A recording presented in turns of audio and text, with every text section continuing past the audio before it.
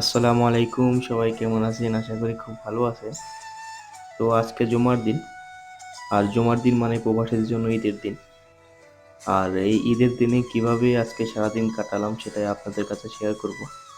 অনেকদিন ভাবতেছিলাম কোথাও বাইরে যাব ঘোরার জন্য, কিন্তু সময়, আসলে প্রবাসীদের জীবনটা এমন, সময় কখনোই হয়ে ওঠে না। তার মাঝেই, ব্যস্ততার মাঝেই কিছুটা সময় বের করে নিতে হয় নিজের জন্য। তো ভাবলাম আজকে আসলে বিরিয়ানি খাওয়ার জন্য যাব। হায়দ্রাবাদ বিরিয়ানি, এখানে নাকি অনেক ফেমাস একটা বিরিয়ানি হায়দ্রাবাদ। তো যেহেতু আমি এখন আছি মাস্কট, ওমান, সানাইয়া, আমাদের এখান থেকে যেতে হবে বরকা। বরকা যেতে এখান থেকে প্রায় 30 থেকে 35 মিনিটের মতো সময় লাগে।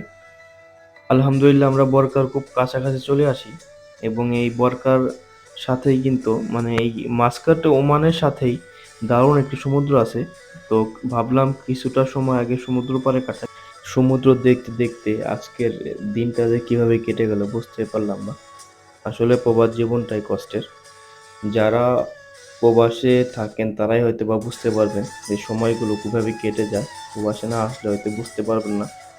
তো আলহামদুলিল্লাহ আজকের দিনটা খুব ভালো কাটালাম।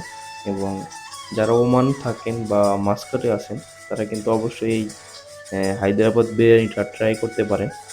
এটা খুব ফেমাস একটা বিরিয়ানি, দারুণ একটা বিরিয়ানি।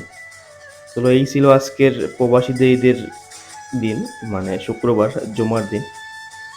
তো আল্লাহ হাফেজ, সবাই ভালো থাকবেন।